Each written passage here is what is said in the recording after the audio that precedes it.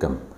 This is our new chapter in 12th book of NCERT. It is serially 6th chapter. The title is Molecular Basis of Inheritance. And the weightage is 4 question, even more than that. तो आज आपण नवीन topic सुरू करतोय. 12वी NCERT बुकमध्ये हा serially 6वा topic आहे. Title आहे मॉलिक्युलर बेसिस ऑफ इनहेरिटन्स आणि याच्यावर नीटमध्ये 4 क्वेश्चन येतात, त्यापेक्षा जास्तही असू शकतात.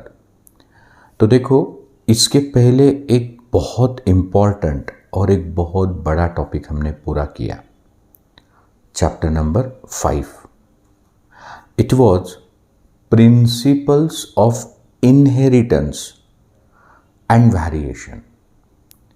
मतलब कि एक जनरेशन के कैरेक्टर दूसरी जनरेशन में जाते कैसे हैं.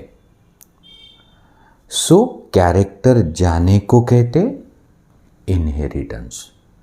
सो जब भी शब्द आता है इनहेरिटेंस, हम कहते हैं it is the transmission of character from one two next generation and so on. तो वो चैप्टर क्या था? Inheritance and variation. मतलब कि 2 भाई 2 बहनें या भाई बहन, इनके माता पिता एक होने के बावजूद भी छिटपुट क्यों डिफरेंसेस रहते, दैट इज कॉल्ड वेरिएशन. या सारे इंसान इंसान है पर एक समान नहीं, सारी गाय गाय तो है पर एक समान नहीं. तो इनहेरिटेंस मतलब transmission of character and variation, the differences with in a member of one species, इसके क्या प्रिंसिपल्स है वो हमने प्रीवियस चैप्टर में देखे. इस चैप्टर में हमें देखना है कि जो भी यूनिट ऑफ इनहेरिटेंस है, unit of inheritance is Mendelian factor. म्हणजे मेंडल म्हणायचा की particle that is responsible for transfer of character from parents to offspring, that particle he used to call as a factor. तो इस chapter में हमें देखना है कि वो जो मेंडलियन पार्टिकल या फैक्टर था उसका मॉलिक्यूलर बेसिस क्या है. मतलब कि वो पार्टिकल कोई रेत है, गिट्टी है, सोना है, लोहा है या कोई बाय मॉलिक्यूल आहे. म्हणजे जर तुम्ही असं म्हणता की आईचा गोरा रंग मुलामध्ये आला किंवा वडिलांचा कर्ली हेअर मुलामध्ये आला, तर हे कॅरेक्टर आई वडिलाच्या मुलामध्ये आणणारा जो पार्टिकल आहे, ज्याला मेंडल म्हणतो फॅक्टर, आपण त्याला म्हणतो जीन, तर तो कशाचा बनला, तो हा चैप्टर है मॉलिक्यूलर बेसिस ऑफ इनहेरिटेंस. तो वो जो 5वां टॉपिक था उसको मैंने 2 हिस्सों में बांट लिया था. Genetic basis of inheritance, that is Mendelism, and chromosomal basis of inheritance, because the Mendelian particles और genes are located on chromosome. तो आत्ता हा टॉपिक आपण सुरू करतो आहे. बघा,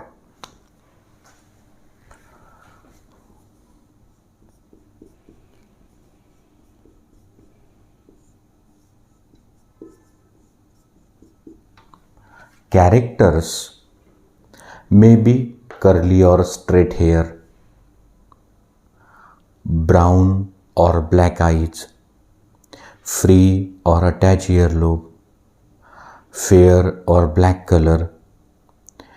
So whatever the characters are transferred from parents to their offsprings,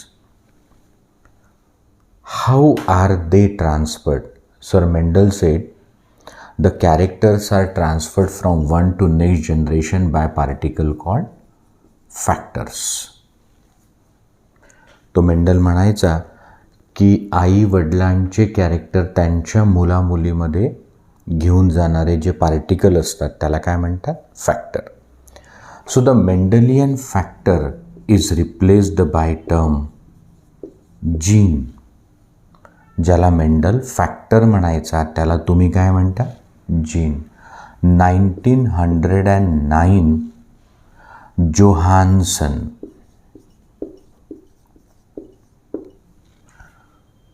सो जिस पार्टिकल को मेंडल फैक्टर कहता था 1909 में जोहानसन ने उसी पार्टिकल को नाम दिया जीन्स. तो कंसेप्ट नहीं बदला, शब्द बदला. मतलब मेंडल कहता था कि ये पार्टिकल है for curly hair of father, ये पार्टिकल है for straight hair of mother.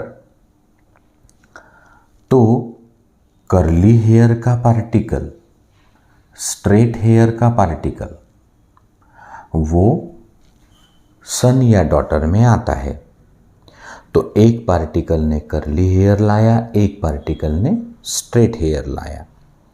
अब मेंडल का लॉ ऑफ डोमिनेंस कहता है out of the two alternative form of a gene only one will express. असं तो होणार नहीं कि इस लड़के का आधे हेयर पिता जैसे कर्ली और आधे माँ जैसे स्ट्रेट. तो जो भी फैक्टर डोमिनेटिंग है वो हुआ एक्सप्रेस और बच्चे के हेयर्स हो गए curly. The resemblance of the son और daughter with the father is because of transfer of character. तो मेंडल ज्याला म्हणायचा फॅक्टर त्याच पार्टिकलला आपण म्हणतोय जीन्स. म्हणजे हा कर्ली हेअरचा जीन, हा स्ट्रेट हेअरचा जीन. मग सर हे दोन जीन आहे का? तो हमने वो चैप्टर में बहुत विस्तार से बात की कि gene has a slightly different forms. देखो ना, ये दोनों थोड़े डिफरेंट है. कर्ली हेयर, स्ट्रेट हेयर, पर है तो हेयर. तो slightly different form of the gene are called allele. So allele and gene is one of the same thing. मतलब यांच्यात कोणी डिफरन्स नाही करू शकत. पहा बरं, हा कर्ली हेयर आणि हा स्ट्रेट हेयर. तो these are slightly different form of a gene to which we call as allele. तो आत्ता आपल्याला हे समजलं की इनहेरिटन्स म्हणजे transmission of character from parents to offspring is because of Mendelian factor to which today we call as gene.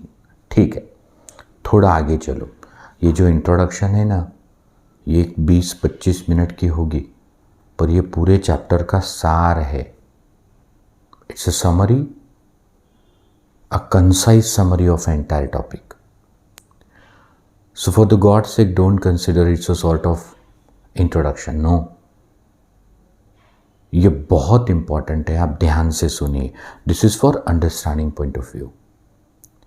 तो sir आता हे तर समजलंच होतं की आईवडिलांचे कॅरेक्टर त्यांच्या मुलामध्ये घेऊन जाणाऱ्या पार्टिकलला मेंडल फॅक्टर म्हणतो, जॉन्सन जीन म्हणतो.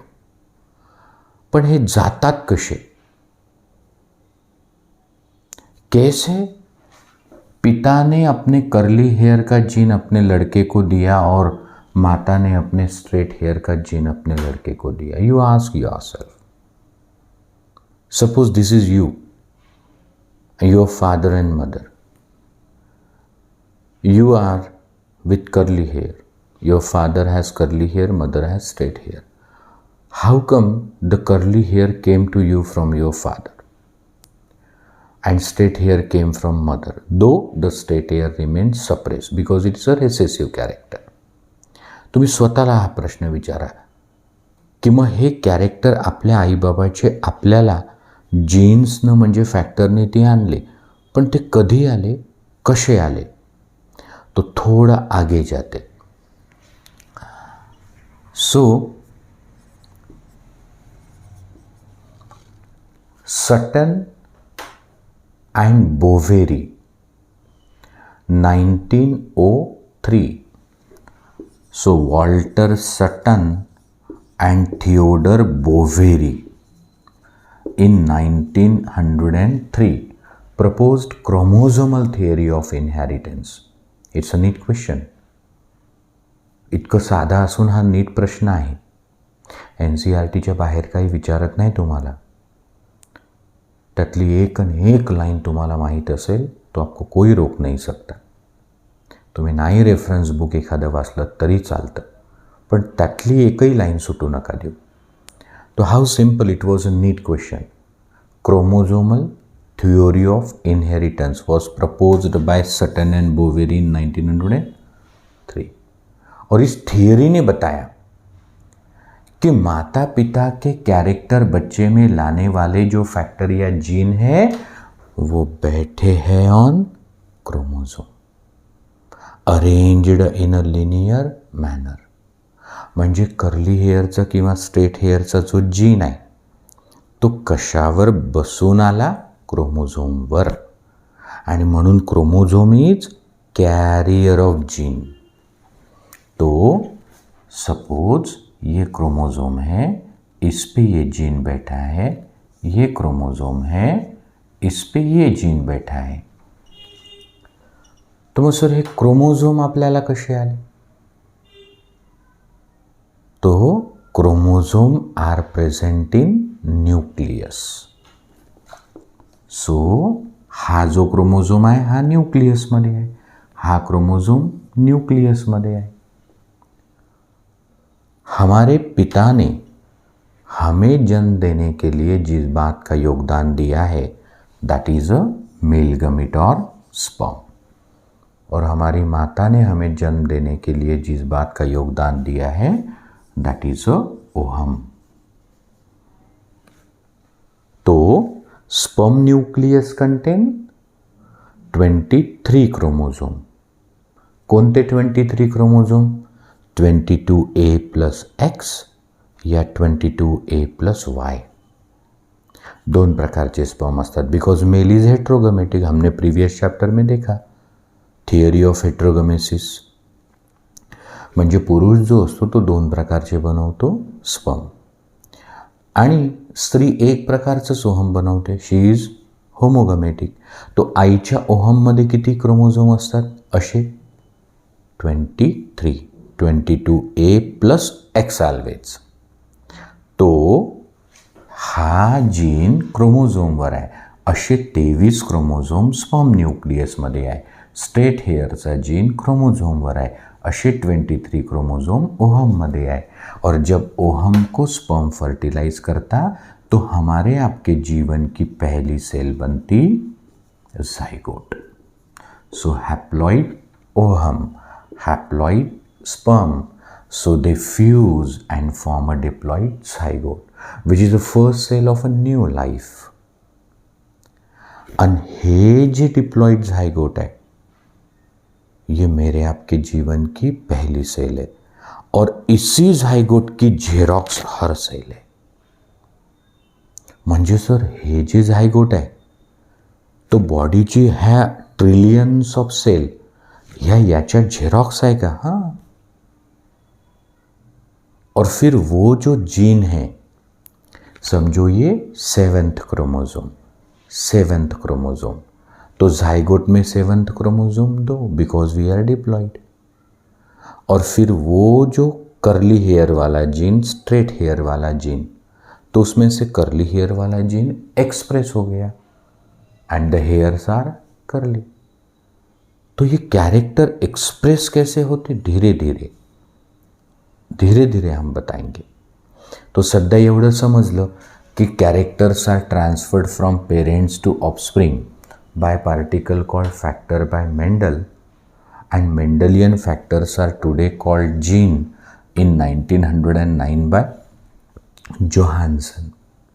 The genes are linearly arranged on chromosome. This was stated by Sutton and Boveri in 1903. अब थोड़ा आगे चलो.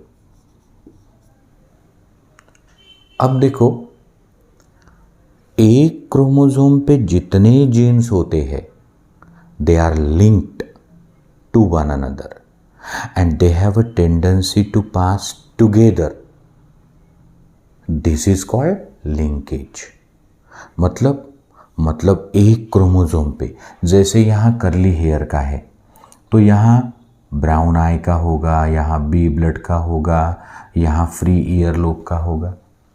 तो एक क्रोमोसोम पे जो जीन है वो एक दूसरे से लिंक्ड है और उनका दावा है कि जाएंगे तो साथ।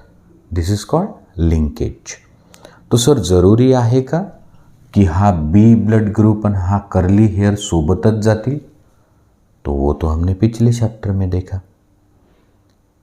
कि क्रॉसिंग ओवर लिंकेज को तोड़ सकता है। तो exchange of the material between non sister chromatids of homologous chromosome. अब देखो सवाल ये है की ठीक है, मेंडलचा फॅक्टर म्हणजे आज जीन आणि तो क्रोमोझोमवर बसलेला असतो। सवाल ये है कि what is the material of which the gene is composed of. म्हणजे क्रोमोझोमवर जीन्स असतात हे सगळं ठीक है, पर भाई वो जो जीन है वो क्या चीज़ है? तो सर कितना आसान है बताना। क्रोमोसोम के ऊपर बैठे जीन्स, और सवाल है कि जीन किस चीज का बना है, the material of which gene is made up of. तो पहले ये देख लो ना कि क्रोमोसोम किस चीज का बना है। So it contain protein, DNA, RNA, and protein is histone, non-histone।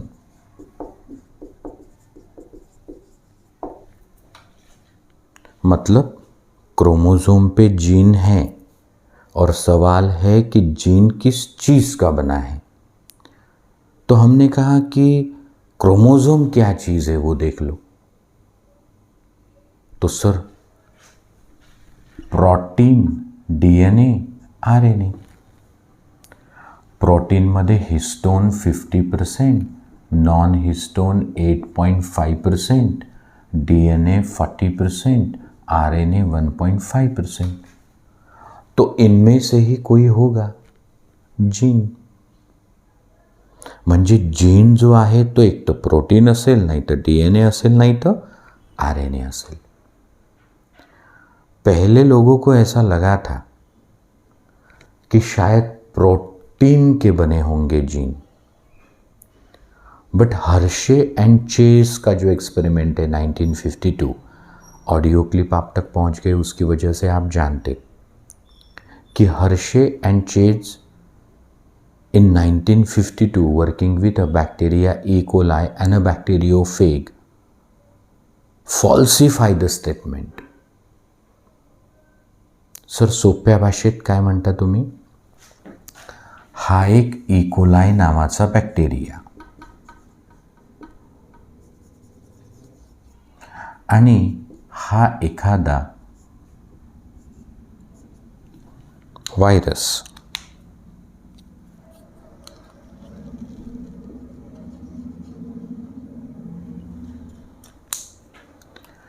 तो हा इकोलाई बॅक्टेरिया आणि हा व्हायरस, जो व्हायरस बॅक्टेरियाला इन्फेक्शन करतो त्याला बॅक्टेरियोफेग म्हणतात। तो हा जो बॅक्टेरियोफेग आहे हा दोन वस्तूचा बनला आहे, प्रोटीन, डीएनए।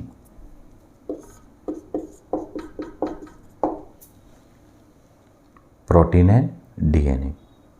तो ये पता चला कि when a virus infect a bacterium, it is only DNA that enter the bacterial cell and the protein remain outside। एखादा व्हायरस जेव्हा बॅक्टेरियाला इन्फेक्शन करतो तेव्हा आतमध्ये कोण जातं? डीएनए, प्रोटीन बाहेरच राहतं। अब जो अंदर गया उसके पास सारी इंफॉर्मेशन है। फिर ये जो डीएनए है इस बैक्टीरियल सेल को अपने गिरफ्त में लेता, हाईजैक कर लेता। बेचारा बैक्टीरिया अब वही करेगा जो वायरल डीएनए चाहता। तो ये बैक्टीरिया इस वायरल डीएनए की कॉपीज बनवाएगा और फिर ऐसे viral protein code बनवाएगा।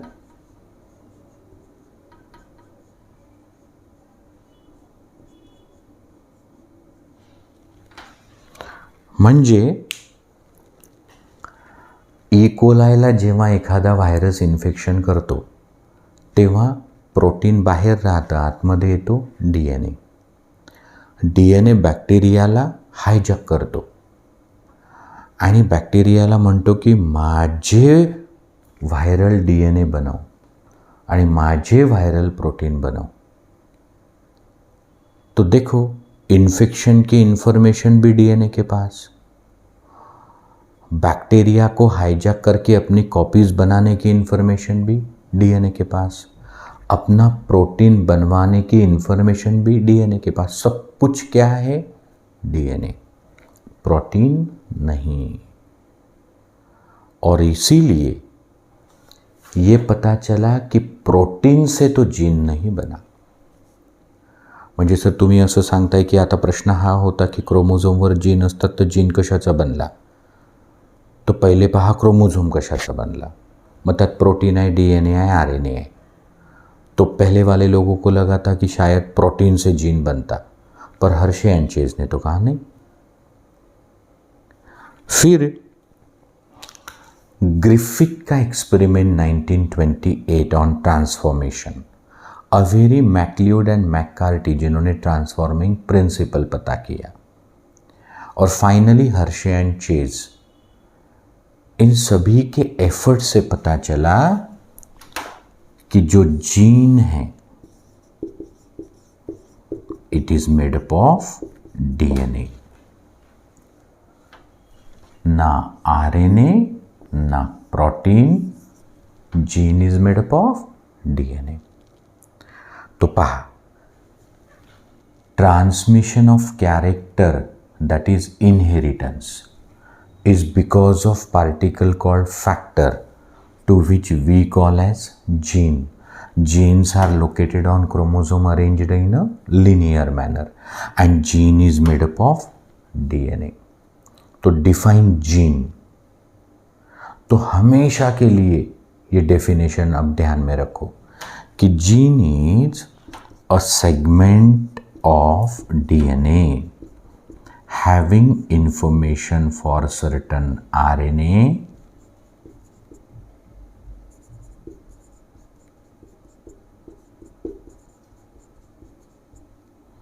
or certain protein or enzyme.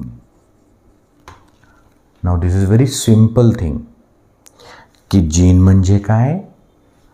A segment of DNA. या डीएनए कडे कशाची माहिती आहे? एक तर एमआरएनए, नाही तर आरआरएनए, नाही तर टीआरएनए, नाही तर प्रोटीन एन्झाईम बनवण्याची। And gene is a unit of inheritance and expression of trait. Sir ये नहीं समझा। देखो, आपके पिता माता से कैरेक्टर लाता भी है जीन, म्हणजे यूनिट ऑफ ट्रांसमिशन, एंड आप में कैरेक्टर बनाता भी है gene. So it's a unit of inheritance and expression of a trait. अब हमें जीन क्या चीज़ है? डीएनए से बना, वो भी पता हो गया। इसके लिए कई एक्सपेरिमेंट हुए जिसमें से 3 हमें सीख। Griffith's experiment on transformation 1928, Avery et al 1944 and Hershey and Chase 1952.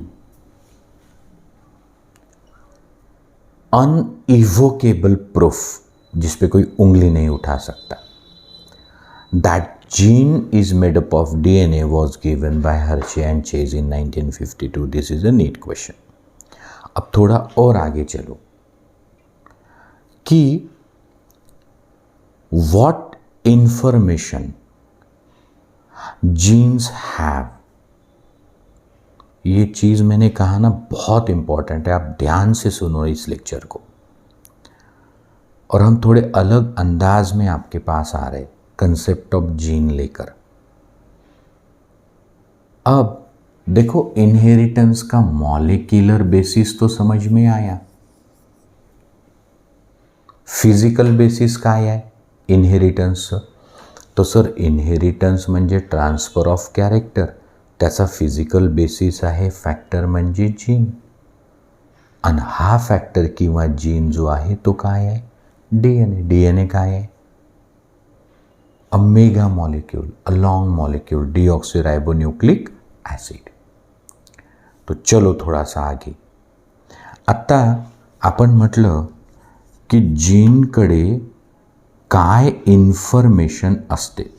So what information do the genes have? It was fantastically answered in 1941 by Beadle and Tatum, working with a fungus, red bread mold or pink bread mold, Neurospora crassa. तो sir सवाल ये है कि character एक से दूसरी generation में जो ले जाता पार्टिकल वो फैक्टर या जीन है, वो क्रोमोसोम पे बैठा है, वो डीएनए से बना है, पर ये जीन के पास क्या इन्फॉर्मेशन है? ये तो मैंने आपको सवाल का जवाब दे दिया था की जीनकडे कशाची माहिती आहे? mRNA बनवायची, rRNA बनवायची, tRNA बनवायची किंवा प्रोटीन एंजाइम बनवण्याची. पर ये पता कैसे चला? देखो, सो 1941 Beadle and Tatum working with a red bread mold और pink bread mold, एक फंगस आहे ज्याचं नाव आहे Neurospora crassa. Neurospora crassa, Ascomycetes fungus, second चॅप्टरमध्ये आपण पाहिलं होतं बायोलॉजिकल क्लासिफिकेशनमध्ये. तो उस फंगस के साथ वर्क करते समय पता चला कि वन जीन वन एंजाइम, मतलब जो जीन है वो बनाता है एंजाइम. अगर जीन में म्यूटेशन आ गया तो एंजाइम नहीं बनेगा या गलत बनेगा या लेस इफेक्टिव बनेगा. म्हणजे जीन काय बनवतो? एंजाइम. पर ॲक्च्युअली जो जीन आहे म्हणजे डीएनए, तो बनवतो प्रोटीन. आणि ते प्रोटीन जर फंक्शनल असेल तर त्याला म्हणतात एंजाइम. तो देखो, ये जो 1941 में बिडल एंड टैटम ने कंसेप्ट दिया, इसका नाम है one gene one enzyme hypothesis. और डायरेक्ट आपको सवाल का जवाब दे दिया कि आपने पूछा ना कि जीन के पास किस चीज़ की माहिती इंफॉर्मेशन है, तो जीन के पास एंजाइम की इंफॉर्मेशन है. कुछ साल बाद 1957 में वेर्नॉन इनग्राम इन्होंने कहा कि हर बार जीन से जो प्रोटीन बनता वो फंक्शनल प्रोटीन माने एंजाइम होगा, ऐसे नहीं, वो स्ट्रक्चरल भी हो सकता है. And hence the hypothesis is modified as one gene one polypeptide, that is protein. बघा, कुठलाही जो जीन असतो म्हणजे डीएनए, तो बनवत असतो प्रोटीन. आणि तो प्रोटीन स्ट्रक्चरल असेल नाही तर फंक्शनल. आणि जर फंक्शनल असला तर एन्झाईम, फंक्शनल नसला तर स्ट्रक्चरल प्रोटीन. अब सबसे important, how do the gene express to produce Mendelian character. म्हणजे ठीक है, आप में से किसी स्टूडेंट जो बड़े ध्यान से इस लेक्चर को सुन रहा है, उसने एक सवाल किया कि मुझे सिर्फ मार्क्स या एग्ज़ाम के लिए नहीं पढ़ना है, मुझे ज्ञान चाहिए. मेरे सवाल का जवाब दीजिए. तुम्ही म्हणता ना की माझे कुरळे केस हा कॅरेक्टर माझ्या वडिलांमधून मला आला. आणि हा कॅरेक्टर आणणारा एक पार्टिकल होता, म्हणजे जीन होता. आणि जीन होता म्हणजे DNA होता. हे सगळं खरं आहे सर, पण माझ्या वडिलांचा हा जीन म्हणजे DNA मला तर आला, पण मग माझे केस कर्ली कसे बनले हे सांगा. एखाद्या मुलाने म्हटलं की माझा रंग गोरा आहे कारण माझ्या आईचा रंग गोरा आहे. मग माझ्या आईचा गोऱ्या रंगाचा जीन माझ्यात आला. मग जीन आला म्हणजे कोण आलं? तुम्हीच सांगितलं की जीन म्हणजे अ segment of DNA having information for certain RNA, certain protein और एन्झाईम. तर हे सांगा ना की गोऱ्या रंगाचा जीन आईमधून माझ्यात आल्यावर माझा रंग गोरा कसा बनला. म्हणजे जीन कसा एक्सप्रेस करतो मेंडेलियन कैरेक्टर, तो ये सबसे इम्पॉर्टेंट है. तो सुनो, 1958 क्रिक, फ्रांसिस क्रिक, ये वही क्रिक है जिसने वॉटसन के साथ डबल हेलिक्स DNA मॉडल दिया था कि DNA कैसा दिखता होगा. तो 1958 मध्ये क्रिकनं सांगितलं सेंट्रल डोग्मा और central theme of protein synthesis. उसने ये कहा कि जीन मतलब DNA, म्हणजे आईचा गोऱ्या रंगाचा जीन तुला आला म्हणजे काय आला? DNA. मग तो DNA जो आहे, समजा हा DNA होता, ठीक आहे. तो गोऱ्या रंगासाठी जो जीन होता आईकडून तिच्या मुलाला आला. आता मुलाने प्रश्न विचारला की मग त्या जीनमुळे माझा रंग गोरा कसा झाला. So mother's fair colour gene came in me. The gene was a segment of DNA. So how could the DNA produced my fair colour. तो ऐसे हुआ कि वो जो गोरे रंग के लिए जीन था, मतलब DNA था, उससे बना मैसेंजर RNA. म्हणजे हा जो DNA असतो ना, त्याची एक स्ट्रँड आहे 3' to 5' अपवर्ड, आणि दुसरी स्ट्रँड आहे 3' to 5' downward, 3' to 5' upward, 3' to 5' downward. म्हणजे DNAच्या दोन स्ट्रँड कशा असतात? Anti parallel. वो आगे आएगा. आता पहा, ये जो स्ट्रैंड है 3' to 5', इस पे है इन्फॉर्मेशन गोरे रंग की. म्हणजे गोरा रंग बनवण्याची सगळी माहिती कोणा स्ट्रँडवर आहे? 3' to 5' वर.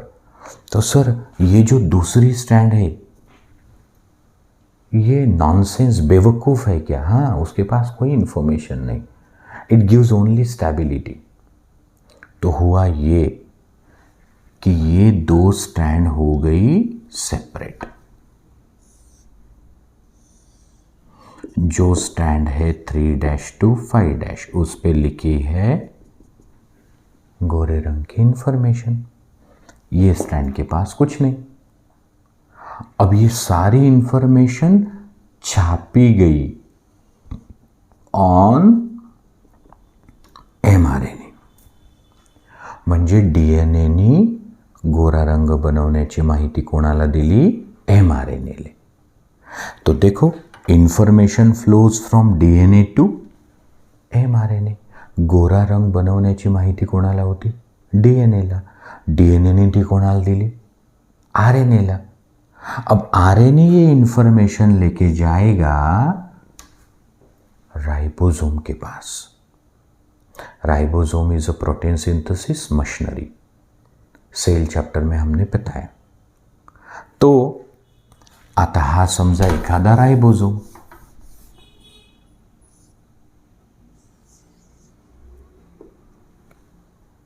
तो हा मेसेंजर RNA हे इन्फॉर्मेशन घेऊन कोणाकडे गेला? राइबोसोमकडे. पर ये इन्फॉर्मेशन जो थी ये कोडेड लैंग्वेज में है. Coded language, secret language. इसको पढ़ने के लिए चाहिए अनदर टाइप ऑफ RNA, से tRNA.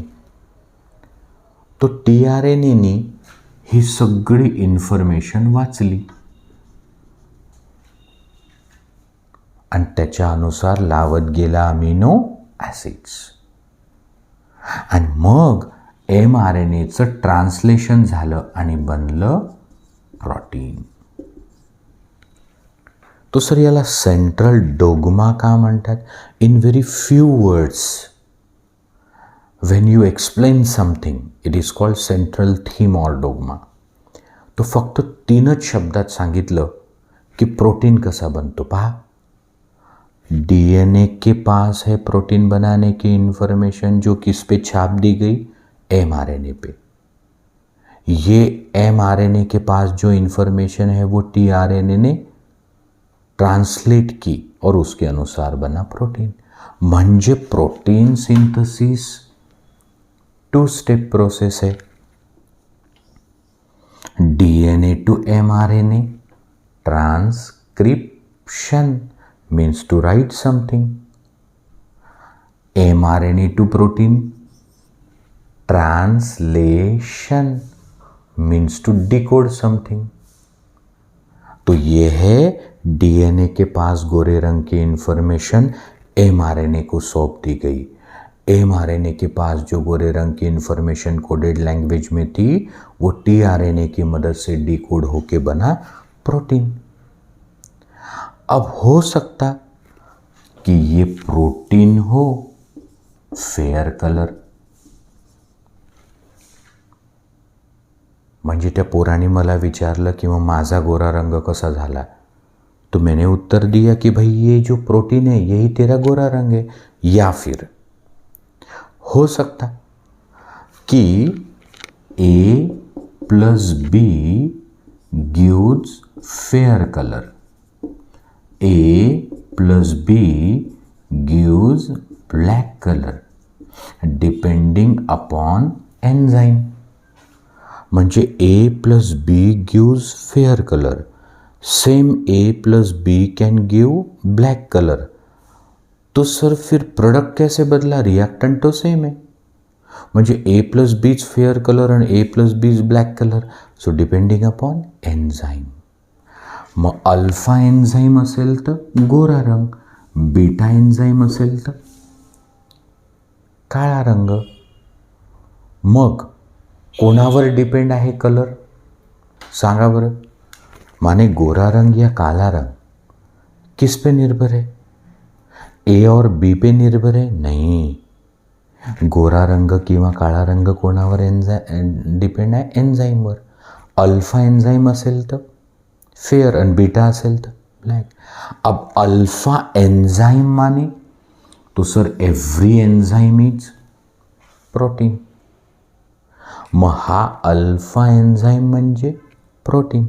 आता सांगा, गोरा रंग या काला रंग एंजाइम पे डिपेंड है, मतलब किस पे डिपेंड है? प्रोटीन पे. और प्रोटीन की इंफॉर्मेशन किसके पास है? एमआरएनए के पास. और एमआरएनए ये इंफॉर्मेशन किससे लाया? डीएनए से. म्हणजे फेअर कलर डिपेंड आहे अल्फा एन्झाईमवर. अल्फा एन्झाईम म्हणजे एखादं प्रोटीन. त्या प्रोटीनची माहिती कोणाला आहे? डीएनए. आणि डीएनए म्हणजे जीन. इस प्रकार से जीन प्रोड्यूसेस अ कैरेक्टर. तो this is a central dogma of protein synthesis propose by Crick in 1958. हाई नीट क्वेश्चन आहे. So DNA to mRNA transcription, mRNA to protein translation, and it was given by Crick. तो sir आत्ता मला बरंच सारं समजलं. काय समजलं? की सर आईवडिलांचे गुण मुलामध्ये नेतात जीन्स, ते बसून जातात क्रोमोझोमवर.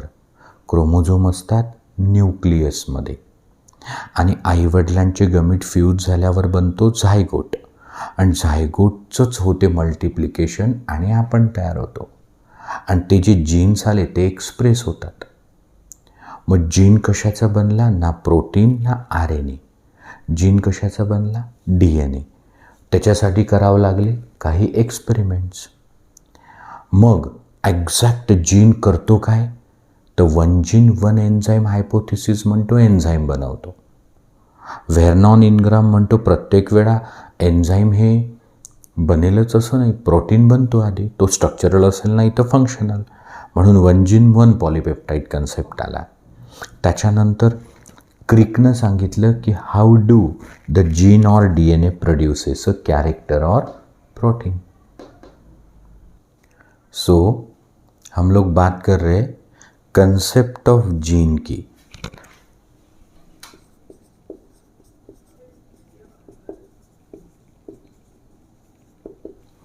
म्हणजे हा जीन वर्ड कसा आला अँड एव्हरीथिंग अबाउट जीन. तो the first point was characters are transmitted from parents to their progeny by a certain particle called as factor by Mendel. Second was, to the Mendelian factor, Johansen in 1909 gave the term gene. Third point was, Sutton and Boveri in 1903 stated the genes are located on chromosome arranged in a linear manner, and the gene on one chromosome are said to be linked, and they have a tendency to pass together called linkage. Next point was कि ठीक है gene chromosome पे है, पर gene का molecular basis क्या है? मतलब कि जीन चीज़ क्या है? तो some experiments were conducted to know the material of which genes are made up of. म्हणजे सर तुम्ही असं म्हणता की जीन कशाचा बनला आहे हे शोधण्यासाठी काही एक्सपेरिमेंट केले गेले होते. And the initiative was taken by Frederick Griffith. तो Griffith discovered a new thing called transformation, but he couldn't know the transforming principle. Avery and his associate said the transforming principle is DNA and it should be the genetic material. But 85% of the biologists were convinced, not 15%. Some of the biologists had said that we don't believe that genes are made up of DNA because the DNA must show the characteristic that the genetic material must have. And hence, to convince them, the next experiment was done in 1952 by Hershey and Chase and gave an unequivocal proof that DNA is a genetic material. तो बघा हा जो point आहे की gene कशाचा बनला यासाठी काही एक्सपेरिमेंट केले. ग्रिफिथचा जो एक्सपेरिमेंट होता 1928 त्यात त्यांनी ट्रान्सफॉर्मेशन डिस्कवर केलं, पण ट्रान्सफॉर्मेशन कशाने होते हे त्याला माहिती नव्हतं. 1944मध्ये अव्हेरी, मॅकलिओड अँड मॅककार्टीनी सांगितलं की transformation is because of DNA and that is the genetic material. मतलब कि 1944 में अवेरी ने बताया था कि ट्रांसफॉर्मिंग प्रिंसिपल जो है वो DNA है और वही जेनेटिक मटेरियल है. बट कुछ लोग कहते थे कि जेनेटिक मटेरियल की जो भी प्रॉपर्टीज़ है क्या वो DNA दर्शाता, ये नहीं पता था. और इसीलिए 1952 में हर्शे एंड चेस के एक्सपेरिमेंट द्वारा ये फाइनली साबित हुआ कि दुनिया भर के जो ऑर्गेनिजम्स है सभी का जेनेटिक मटेरियल DNA है, but in some viruses the genetic material is RNA. So 1928 Griffith discovered transformation that transformed the R type of bacteria into S type of bacteria. I will elaborate in the next lecture. 1928 में Griffith ने transformation नाम का एक principal discover किया जिसमें rough bacteria smooth हो जाता है. पर क्या चीज़ है जिससे ये रफ स्मूथ होता, द ट्रांसफॉर्मिंग प्रिंसिपल उसे पता नहीं था. In 1944 Avery et al discovered the transforming principle to be DNA and same is the genetic material. पण लोकांनी असं म्हटलं की जेनेटिक मटेरियल जर DNA आहे तर जेनेटिक मटेरियलचे जे कॅरेक्टर आहे ते DNA मध्ये असले पाहिजे. आणि 1944 मध्ये 1944 क्या DNA ये सारे कैरेक्टर दिखाता जो जेनेटिक मटेरियल के होने चाहिए, वो पता नहीं था. तो sir again and again you are saying the same thing that few biologists were not convinced.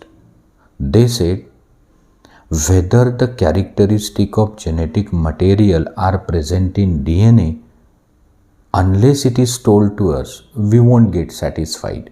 तो जेनेटिक मटेरियल के कौन से कैरेक्टरिस्टिक रहते जो फिर DNA में होने चाहिए यदि वो जेनेटिक मटेरियल है. तो देखो वो कैरेक्टर रहते रेप्लिकेशन, मतलब genetic material whatever it is must duplicate itself before the cell divide. Second, it should accurately express. मतलब it is in a family told that the nose is like aunt, the hairs are like uncle. So accurately the material must be expressed. म्हणजे कुटुंबामध्ये म्हणतात ना, नाक हे आत्यासारखं आहे, case हे काकासारखे आहेत. म्हणजे बरोबर आत्यासारखं नाक, काकांसारखे केस, तर ॲक्युरेट एक्सप्रेस झालं पाहिजे. Next, it should have a scope for mutation. थोडेफार व्हॅरिएशन येण्यासाठी जेनेटिक मटेरियलमध्ये स्कोप असला पाहिजे फॉर म्युटेशन. तो it must have a capacity of replication or duplication, it must express accurately, it must have a scope for mutation, and the thing should be stable. मतलब कि भगवान महावीर या भगवान गौतम बुद्ध, इनके समय में जैसे शेर था, शेर आज भी वैसा ही आहे. छत्रपती शिवाजी महाराजांच्या काळात जशी ज्वारी असेल तशीच ज्वारी आजही आहे. म्हणजे हे जे जेनेटिक मटेरियल ट्रान्सफर होते generation to generation, it must be stable. तो हे कॅरेक्टर जेनेटिक मटेरियलचे आहे, हे DNA लागू आहे का? तर 1944 तर DNAचं स्ट्रक्चरच माहिती नव्हतं. 1952 Hershey and Chase, they have given a unequivocal that cannot be challenged such a proof that yes, DNA is the genetic material. तो सर ये सारी दुनिया के ऑर्गेनिजम्स है, मतलब दुनिया में सृष्टि में जितने भी ऑर्गेनिज्म है, प्लांट, एनिमल, माइक्रोब, ये सब यहाँ है समझो. अब थोड़ी देर के लिए इसमें से वायरस को अलग करो. सृष्टि के सारे जीव जो है उसमें से थोड़ी देर के लिए वायरस को अलग किया. अब सभी ऑर्गेनिज्म में DNA is a genetic material. म्हणजे सगळ्या सजीव, मग प्लांट असो, एखादा ॲनिमल असो, मायक्रो ऑर्गॅनिझम असो, सगळ्यांचं जे जेनेटिक मटेरियल आहे ते DNA आहे. मग तुम्ही व्हायरस का वेगळा केला? बघा, काही व्हायरसेसमध्ये DNA असतं, काही व्हायरसमध्ये RNA असतं. तो ज्या व्हायरसेसमध्ये DNA आहे त्यांचं DNA जेनेटिक मटेरियल आहे, आणि ज्या व्हायरसमध्ये DNA नाही त्यांचं RNA जेनेटिक मटेरियल असतं. So except some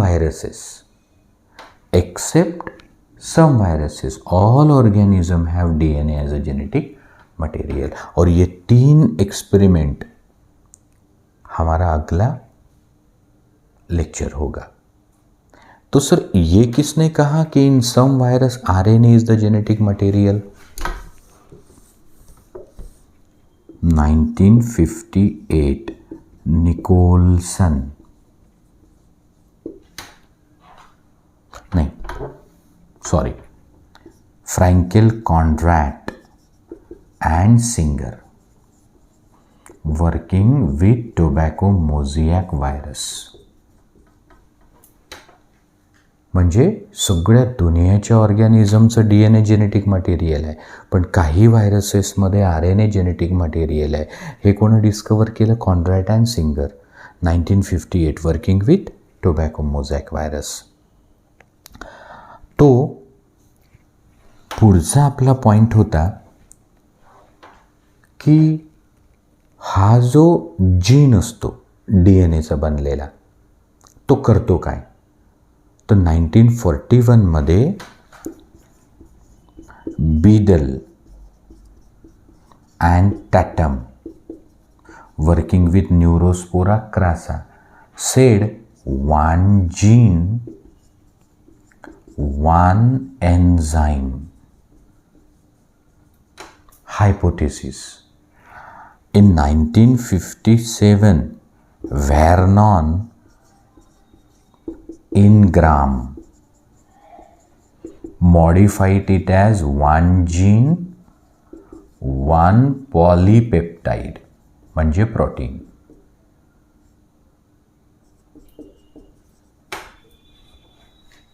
Then we said how the gene express. तो जीन कशाचा बनला? DNA.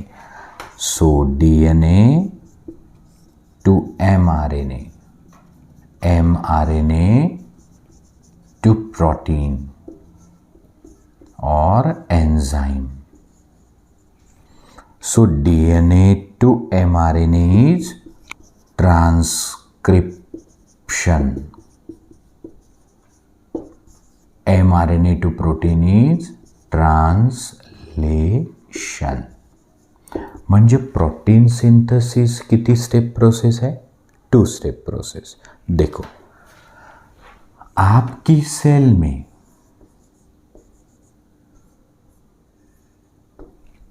जो भी प्रोटीन बनना है उसकी इंफॉर्मेशन किसके पास है?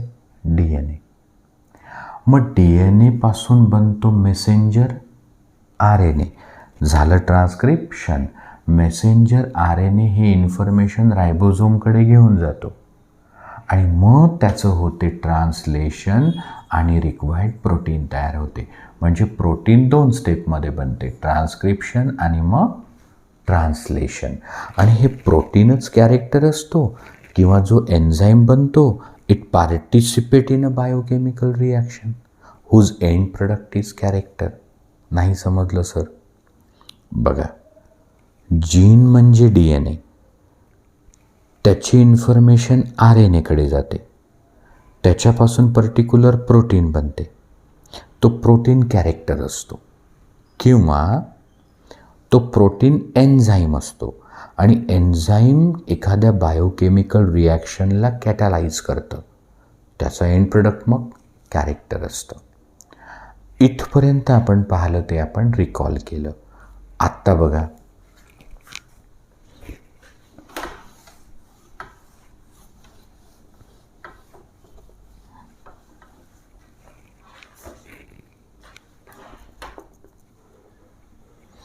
Modern concept of gene.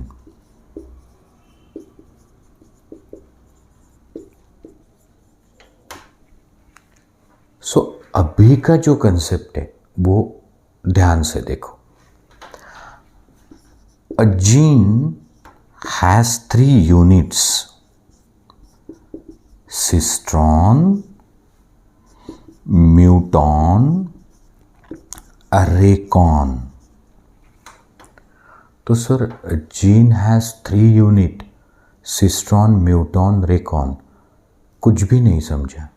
सुनो, पहले के लोगों से अगर पूछा what is the smallest indivisible particle of any element, तो sir you said when anyone has been asked smallest indivisible particle of any element, so everyone will answer it is atom, it is smallest, it is indivisible. But the thing was earlier. Now had it been a question for today, so someone will say no, atom is not smallest, it is further divisible into charged and non-charged particles. Say protons positively charged, say electrons negatively charged, say neutrons they are chargeless. म्हणजे पूर्वी जर विचारलं की सगळ्यात छोटा कण कोणता असतो तर लोक म्हणायचे अणू म्हणजे ॲटम. पण आज म्हणतात नाही, अणूसुद्धा डिवाईड होतो. तसं पहिले विचारलं की कॅरेक्टर कोण नेतो आणि एक्सप्रेस करतो? जीन. म्युटेशन कशात येतं? जीन. रिकॉम्बिनेशन कशात होतं? जीन. पण आज आपण म्हणतो नाही, जीन स्मॉलेस्ट नाही, जीनचे सुद्धा होऊ शकतात parts. Smallest unit of inheritance and expression of the trait, structural and functional unit is cistron. म्हणजे जीन का छोटा हिस्सा जो कैरेक्टर या प्रोटीन बना सकता वो कौन है? सिस्ट्रॉन. पहले हम कहते थे कि जीन में म्यूटेशन आता, नहीं, जीन के छोटे हिस्से में भी म्यूटेशन आ सकता. And smallest unit of mutation is muton. Gene में रिकॉम्बिनेशन आता, नहीं, जीन के छोटे हिस्से में भी रिकॉम्बिनेशन आता, दैट इज कॉल्ड रेकॉन. तो सर तीनों में सबसे छोटा कौन? म्यूटॉन, सिंगल बेस पेयर. आपण पाहिलं ना, CTC, HBA, CAC, HBS. पहा बरं ही पेयर कोणती आहे? TA आणि इथं AT. झालं mutation. Normal gene is HBA, mutant gene is HBS. तो स्मॉलेस्ट यूनिट इज म्यूटॉन. तो सर मग ये गोरा रंग या कर्ली हेयर ले जाने वाली चीज़ क्या रहती? Cistron. It's a structural and functional unit. या एंटायर पॉलीपेप्टाइड म्हणजे प्रोटीन कोण बनवते? सिस्टॉन. ये धीरे धीरे अब समझ में आएगा. आता आपण आहे ना जीनबद्दल एक कन्सेप्ट क्लिअर करून घेतला आणि पुढच्या लेक्चरमध्ये आपल्याला पाहायचं आहे कि ये कैसे पता चला कि जीन DNA से बना है. और ये भी आप ध्यान में रखो कि जो भी जेनेटिक मटेरियल है it must have a property of replication, it should accurately express, it must have a scope of mutation and it should be chemically stable. So let us talk in another lecture. Thank you.